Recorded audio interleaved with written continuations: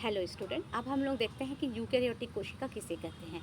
Eukaryotic कोशिका जो है जिसमें अनुवांशिक पदार्थ या जेनेटिक मटेरियल जो है वो वेल डेवलप न्यूक्लियर मेम्ब्रेन के साथ में स्थित होता है, उसके अंदर में उपस्थित होता है।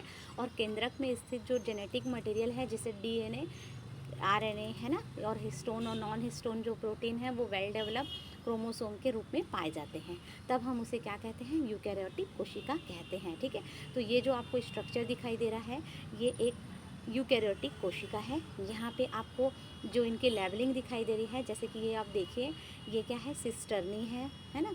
फिर उसके बाद ये आपको दिख रहा है, ये प्रोडक्ट हैं, सिक्रेटरी ग्रैन्यूल्स हैं, लिपिड मॉलिक्यूल है, सेंट्रियोल है ना। सेंट्रियोल जो है स्पिंडल फाइबर का फॉर्मेशन करता है ना। गोल्जी बॉडी है जो गोल्जी कॉम्प्लेक्स बनाता है। उसके बाद आपको न्यूक्लियस दिखाई दे रहा है ना, न्यूक्लियस दिखाई दे रहा है, राइबोसोम जो कि एटीएस राइबोसोम प्रेजेंट होता है ना।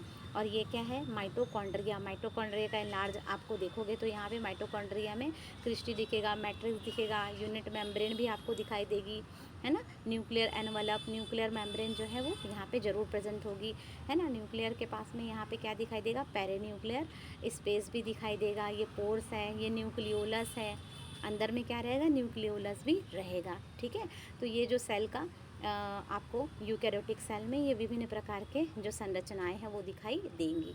ठीक है, तो साइटोप्लाज्म में अगर जैसे हम देखें तो साइटोप्लाज्म में अदर जो सेल ऑर्गेनल्स हैं, कोशिकांग जिन्हें हम कहते हैं, उसमें क्या क्या दिखाई देंगे।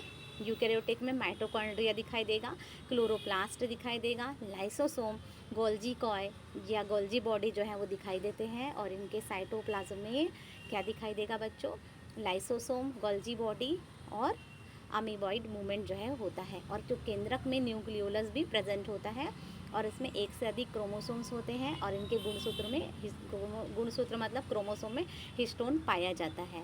और इन कोशिकाओं के द्वारा सभी प्रकार की मेटाबॉलिक एक्टिविटीज़ होती है ना।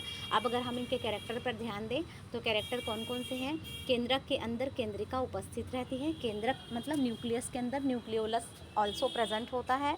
डीएनए केंद्रक के अंदर प्रेजेंट होता है ना। डीएनए प्रोटीन के साथ मिलकर क्रोमोसोम के रूप में आपको दिखाई देते हैं। और इसका जो राइबोसोम है एटीएस प्रकार का होता है। इसमें सेल ऑर्गेनल जैसे माइटोकॉन्ड्रिया, गोल्जी बॉडी, राइबोसोम आदि पाए जाते हैं। सेल वॉल यदि पाई जाती है तो सेलुलोज की बनी होती है जैसे प्लांट सेल में, है ना। और सेल डिवीज़न में अधिक समय लगता है। सेल डिवीज़न जो है इसमें थोड़ा सा समय लेकर होता है। स्पिंडल फाइबर का फॉर्मेशन होता है। और यूकेरियोटिक कोशिका में blue green bacteria, blue green algae को छोड़कर सभी प्राणी और जो पौधे हैं उनकी कोशिकाएं आ जाती हैं, है ना। और यहाँ पे आप स्ट्रक्चर देख सकते हैं, ये सारे स्ट्रक्चर यूकेरियोटिक कोशिका में पाया जाता है।